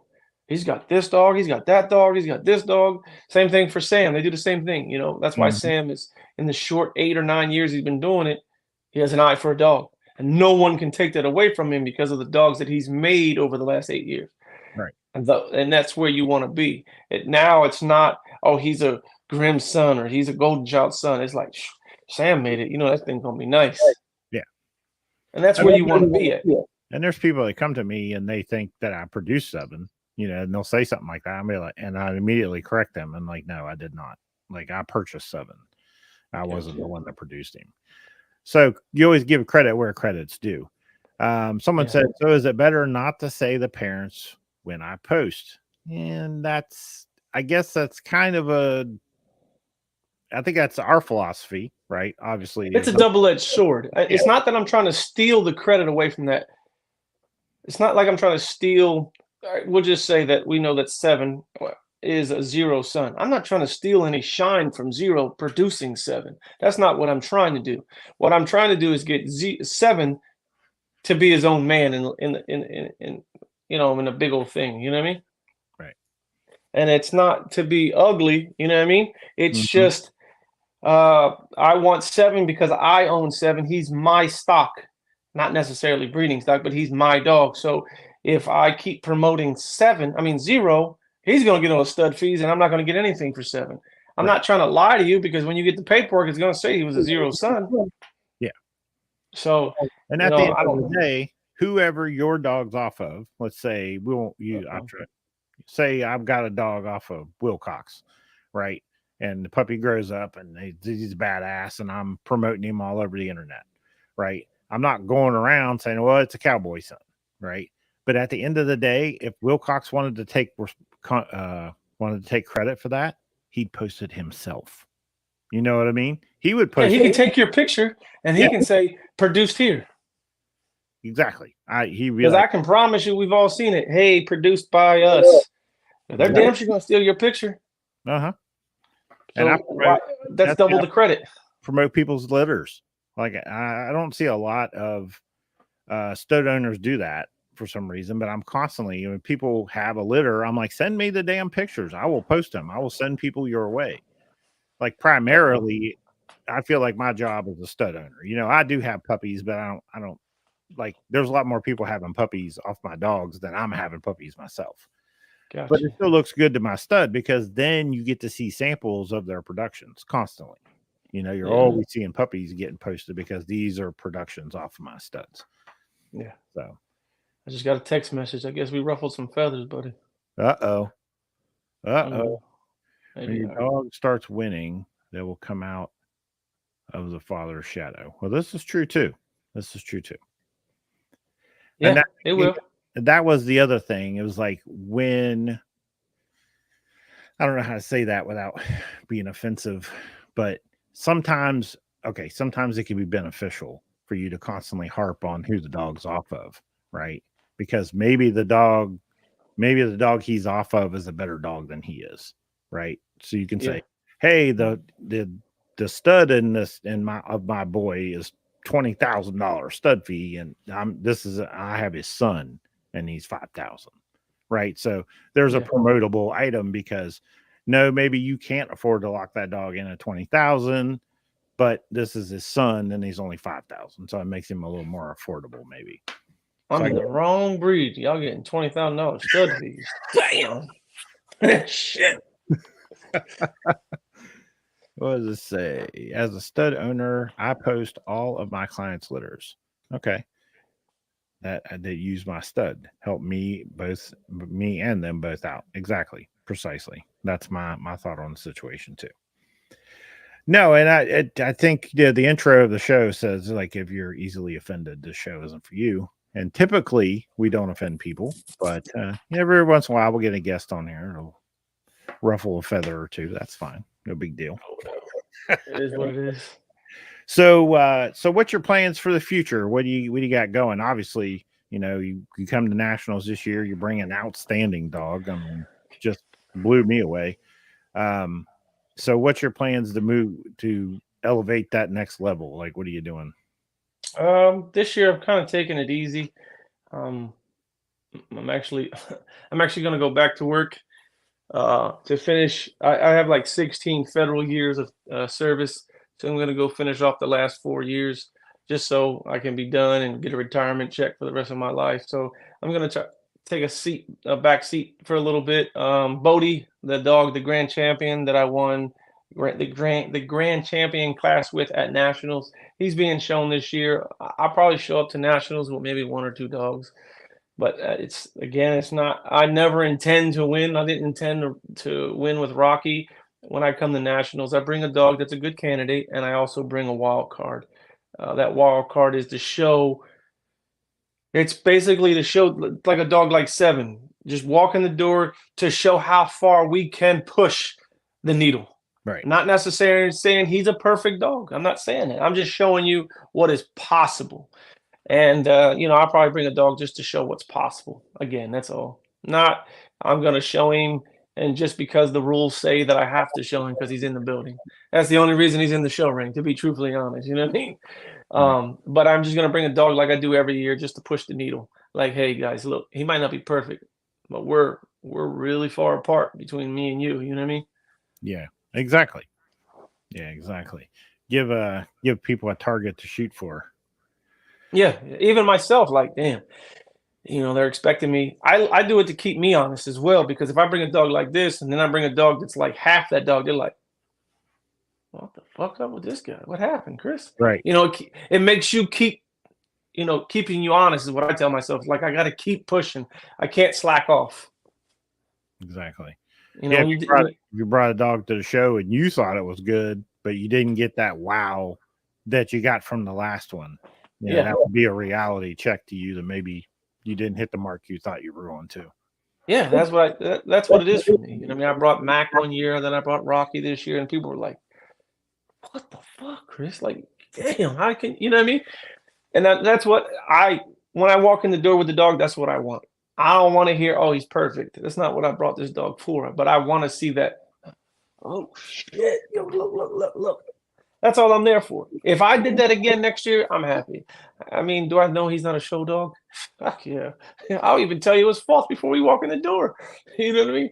But it's the simple fact, can I make a dog that grabs attention like a 7, like a Grim or a Brim, stuff like that? Like, can I make a dog that when I walk in the door, it stops traffic? Right. Yeah, and I said it a long time ago when I was on the other podcast, and I said a long time ago was like, to me, what defines the I would say the perfect American bully, but for me, what defines the American bully is a dog that I can put in a show ring and have success, but I can also take that dog to a stack off and also have success. He does well in both venues. And to me, that was long before 7 ever did what he did. But to me, I was like, that's the defining factor. If I can get a dog that I can go to a stack off and they will say, well, he's tall, but he's a badass. You know what I mean? He's not the typical stack dog, but goddamn, this dog's crazy, and then still take them in the ring and they still succeed in the ring. To me, that defined what I was looking for in American Bully. So, and I continue to push for that. Just continue to say, I want to create an impressive dog that can also succeed in an arena where that extremeness isn't always necessarily rewarded. Yeah. Because some judges focus more on movement. Now, do you? And I'm okay with that. I'm okay with that. I'm okay with not winning every weekend, but I have to be happy with my product as well too. I have to be happy to what I'm looking at and what I'm making. Yeah, I might not win every weekend, and I might come in 3rd place, and then the next week I might win everything. And I'm okay with that. Dogs like 7 are like that. Dogs like 7, you might not even place under one judge, and then the next judge you get best in show. Exactly. And dogs like 7, exactly like 7 are like that. Because and a lot of people get upset with us, but you have people who prefer type, and then you have people that are like, that's too much type, Chris. Like, okay. I've been doing dogs 20 plus years. I've never heard somebody say that a dog has too much type. Well, it looks like a different breed. I don't feel that way. I know there's been dogs that brought in that, they're borderline, their furrow or their stop is too extreme, so it looks too bulldogish. Their bone and their bow and their upper arm is like, wow, that's definitely not fucking American Bully. Don't get me wrong. I see all that stuff. Right. But I'm not talking about those dogs. We're talking about a dog like 7. You know what I mean? Exactly. So I don't know. It's just different strokes for different folks. And, you're all good and Dan, like the people who are upset when you're winning and we're talking good about you, it's all sunshine, tulips and sunshines. But the minute we say, well, when a dog like 7 wins, that's a good for the community as well. What the fuck? What the hell? You were my best friend when I was saying that when your dog was winning, it was okay. Right. But the minute 7 wins best in show, it's some bullshit. I'm going somewhere else. Right. What the fuck? I won once out of 4 shows. You won all 3. Yeah. I don't get it, man. I've actually, and the weird part is we never expected, like, especially when we were showing 7, like, you're not going to tell me, a judge couldn't walk up to me and tell me shit about my dog I don't already know. So I'm saying outside the ring, I fully know what he's thinking in his mind. Yeah. And I fully look at the other dogs in the ring, and I know what he's thinking when he's looking at them. And I'm like, if he chooses my dog, I know why he's choosing him. And if he chooses the other dog, I know that too. So I'm okay with it. I completely agree. You know, so we were at one show, we had 7 in there, and the other dog won. And I, clapped my hands, congratulations, and walked away, And the owner walks up to me and he's like, you can't win them all. And I was like, I thought to myself, do you honestly think I'm supposed to win them all?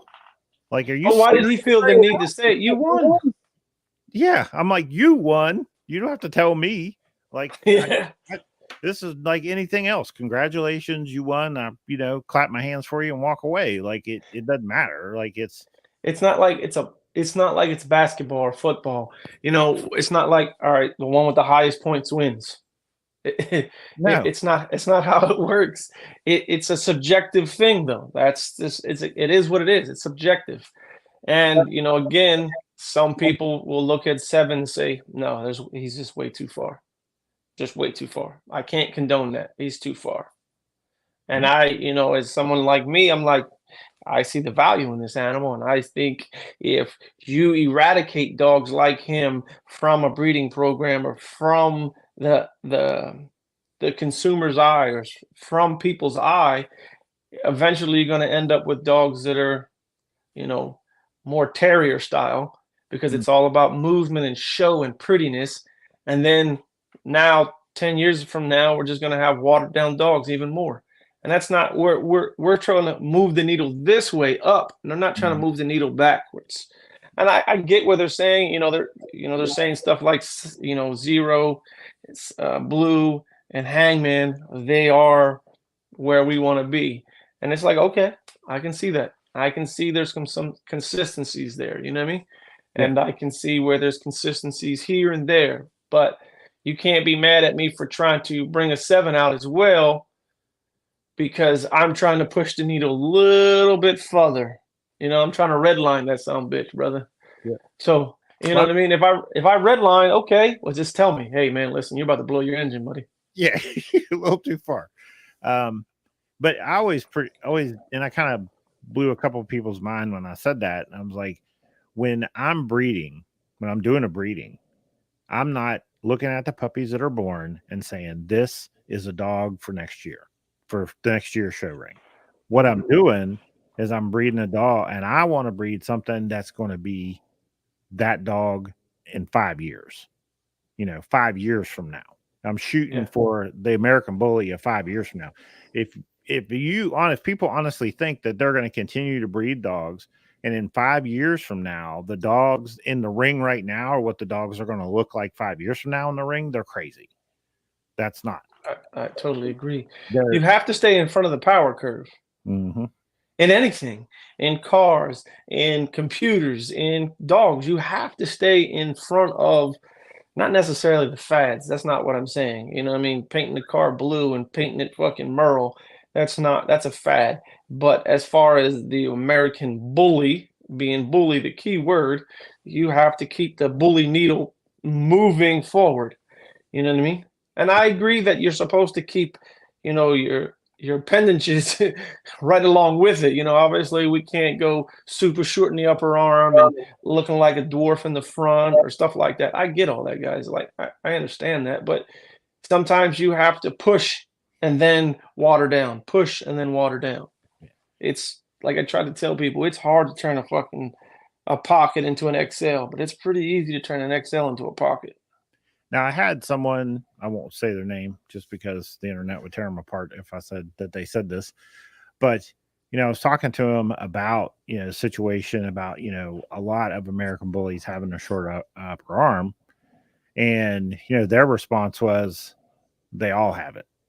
Like it's across the breed. Like majority of the dogs have it. When to the point where it becomes part of just what the breed is? Well, to me, the most intriguing thing is that the American Bully does have short upper arms, but it still has a decent top line. Some of them, not all of them. Right. That is intriguing, which means that there's some alterations done to the rear. Exactly. So either you change the angle of your hip, you shorten your femur, you've shortened your hock bone, whatever you've done to offset this being lower, because it's supposed to be, there's a book, it's called A Dog in Motion, Dogs in Motion, and it literally breaks down how much percentage of each bone in the forearm, in the upper arm, in the rear leg, and the hock percentually, like 33%, 30%, 38%, like each bone percentage wise of what they're supposed to be. Right. Now, when you alter one and you make it much shorter, that means your ass should go in the air, and you should have a dip in the back right behind the shoulders, and your ass should go like a ski slope. Right. Now, I've seen dogs in the ring now with short upper arms and good top lines, and that's like, you got to scratch your head. Yeah, because like, how do you do that? And it's like, well, damn, how the hell you do that? Did you shorten your femurs, or did you alter your hip sockets, like the angle of the hips? And I've seen a few dogs that have had both, and I don't know if it has a good or bad, issue that's connected to it. It is impressive. I'll give you that. Now, so like if that thing becomes, because I think that's, if we look at the standard, and I think about the German Shepherd, which is another good example of that. Years ago, the German Shepherd that was in the show ring is not the German Shepherd in the show ring today. No. And a lot of German Shepherd breeders that use German Shepherd for functional purposes don't necessarily like what they're seeing in the show ring. That's correct. That kind of rear sloped dog.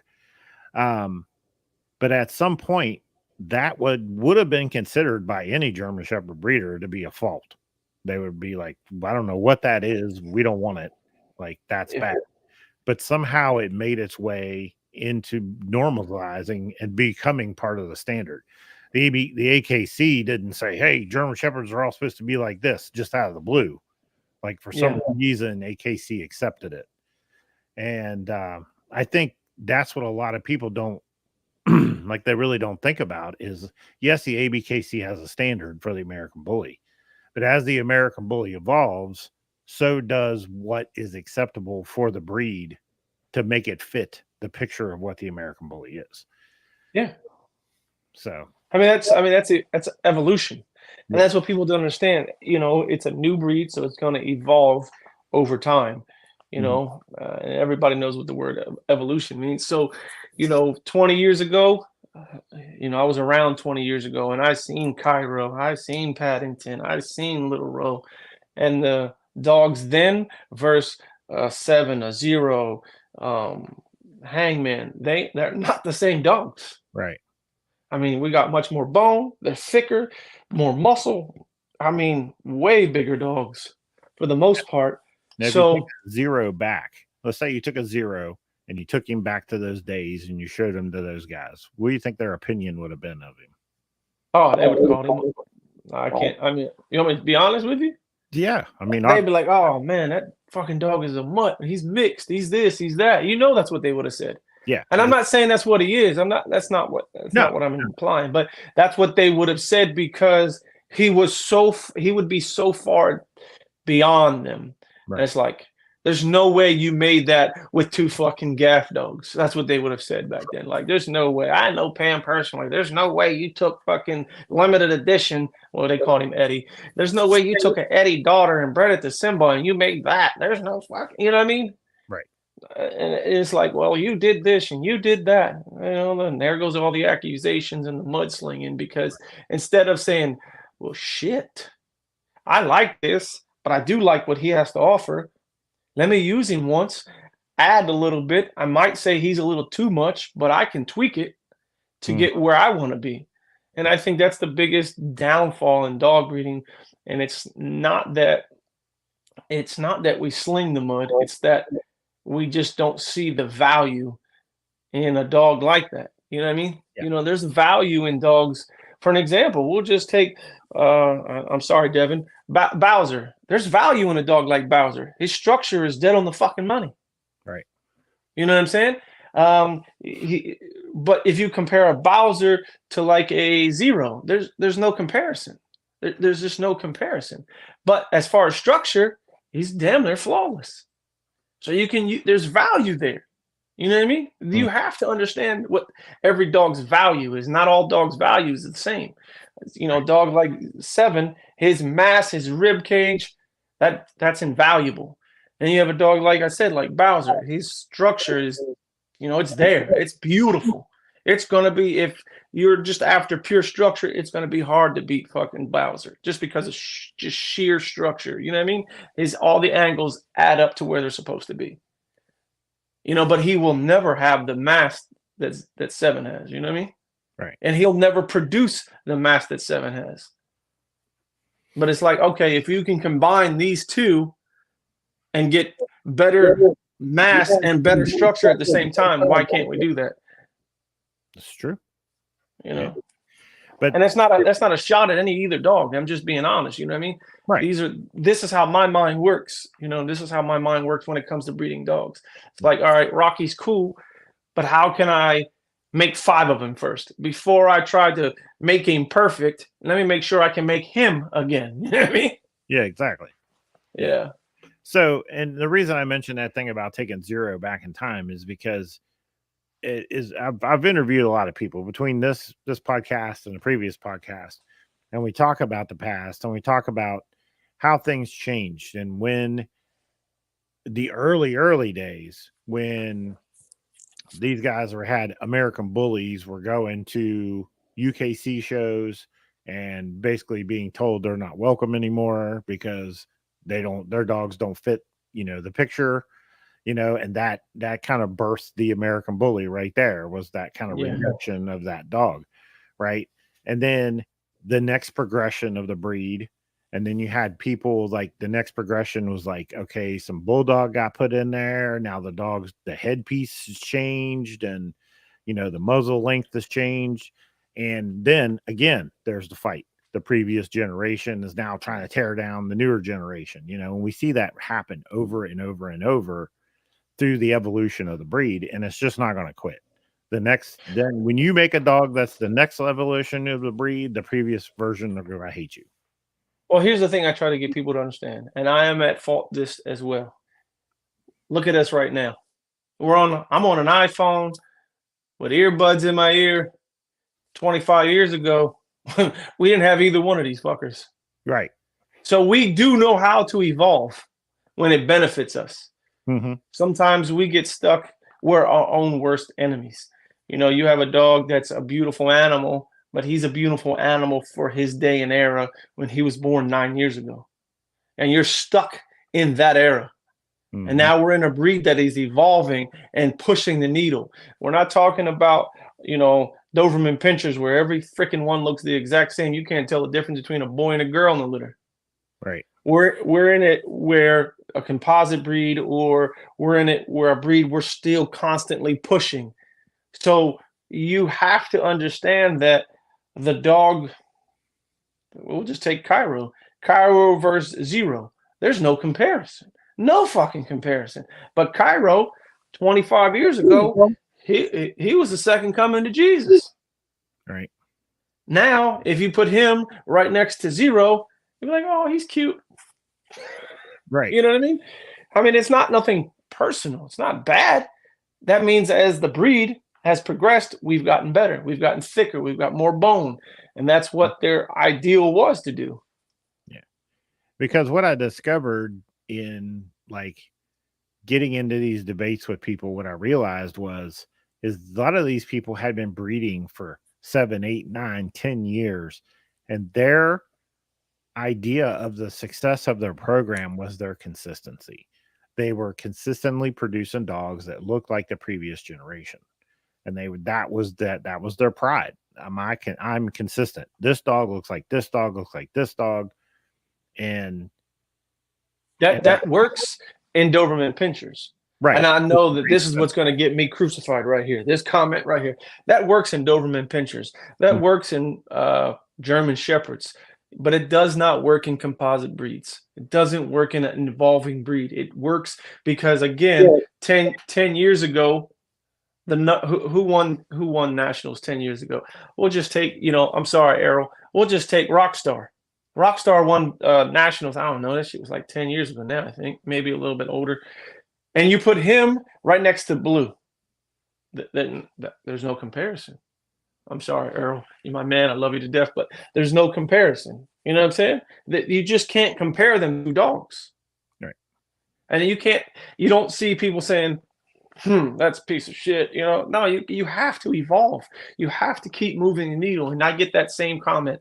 Are you just moving the needle? No, I'm not moving the needle. The end goal was to push the needle as far as we can without it being fucked up, basically, for a lack of a better understanding. Right. And, you know, once we pushed it to the level, and then someone like Dave and James, who own the company, says, hey, listen, this is too far. That's too much. What they've done it, they say the exotic is too far. So they don't want that look. Right. Or they say this, that's too much with the issues they're having with the XL. Listen, man, if it's 199 pounds, that's not an XL at this point. That's a mutt. You know what I mean? Right. And they're narrowing it down slowly but surely. And they're going to. And that's probably going to take another 10 to maybe 15 more years. Right.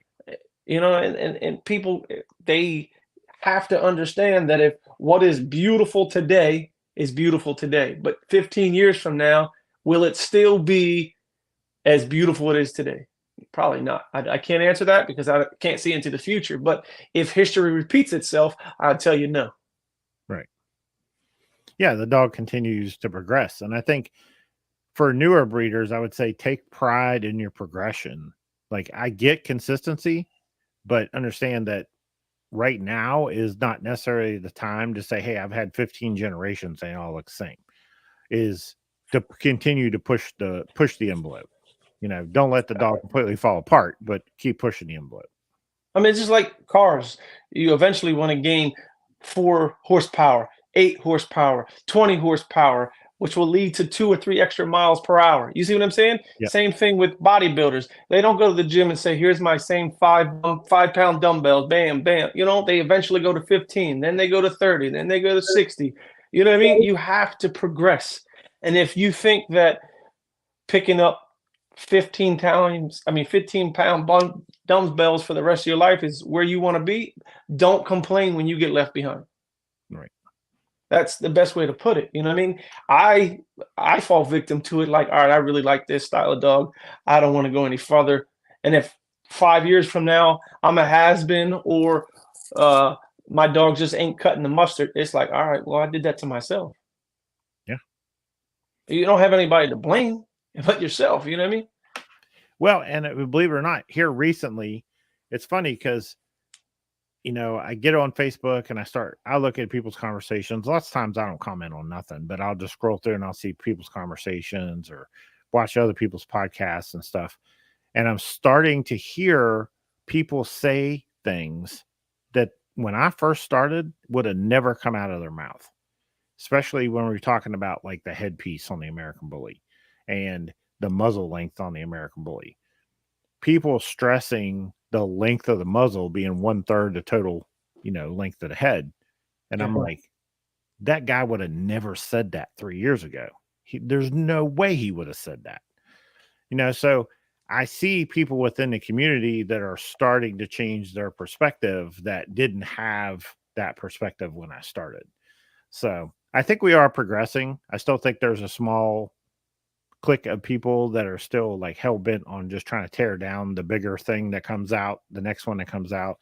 I really feel sad for some guys that when they bring out their big, massive dog, I'm like, oh God, you don't know the shit you're about to go through. I mean, it's worth it. It's worth it. But, you know, at the end of the day, there was a saying that I was taught, the more you learn, the better you do. Mm-hmm. So, you know, that guy that came out and said nothing about length of muzzles 5 years ago, but now he says it. Well, he learned better, so now he does better. Yeah. And, you know, the thing is where I don't really say much because I could be wrong. And I make sure I look it up and it's like, all right, cool. Yeah, I see that. I see why they say that. But that's more of a perspective thing. Like, I can see that perspective being skewed where someone can make it fit their agenda. You know what I mean? So, yeah, and that's the other thing. You know, mass. We'll just take mass for an example because that's a big thing. mass can be skewed to fit their agenda for their yard at the moment. Mm-hmm. And the same thing goes for you and I, because we like massive dogs. They could say the same thing about us, and they are correct. We can't say that they're wrong and we're right. It's the same thing applies to us as well. We can't say that we're right and they're wrong, because we might be pushing it too far. Yeah. And we won't know that until 2 and 3 generations from now. Like, okay, maybe they were fucking right. You know what I mean? I mean, as well as I know, a dog like 7, by the time he's 5, maybe 6 years old, he's going to start to deteriorate. Right. You know that as well as I know. I mean, I have extreme dogs like that, and they deteriorate fast. Between 5 and 7 years old, you can see them start to break down immediately. Where a dog like Bowser, dude's like 9, 10 years old and still healthy and beautiful as ever. Right. And he will be till he's probably 13. Where my dogs that are super extreme, if that son of a bitch lives at 13, I'll be happy. Right. I know that. And I also know that is the side effect of pushing the limits, going that bully. And then I'm going to get crucified for that right there. Like, hey, they're going to be like, well, why would you want to push it that far if you know you're making an unhealthy dog? I didn't say I was making an unhealthy dog. I just know that pushing the envelope that far is going to make the dog break down faster. Right. So, yeah, I mean, we've heard that 100 times about unhealthy. I'm like, what is unhealthy? Because at the end of the day, if you tell me my dog is 110 pounds and he's, 16 inches tall and that makes him unhealthy because he's too big, that's like saying a bodybuilder is unhealthy compared to Usain Bolt. Like it's a ridiculous perspective to say that just because a dog is big, that it's unhealthy. And just That's because correct. a dog that's 110 pounds can't run outside for 30 minutes is also a ridiculous perspective. The dog's 110 pounds. Like you can't take a guy the size of Arnold Schwarzenegger and make him go run outside for 45 minutes in 90-degree weather. Yeah, he's going to be spent. That's just all there is to it. He's carrying so much mass and bone, but that doesn't, it just is mass, but that doesn't make him inherently unhealthy. So that's a stupid argument. And I just don't even pay attention to people when they say that, because like mass is not unhealthy. Mass may make a dog less, what would be that word? Athletic or whatever, mobile. Yeah. Okay. Yeah, exactly. Yeah. He's not going to go run outside for 45 minutes, but at the end of the day, let's go back to the definition of our breed. It has nothing to do with that.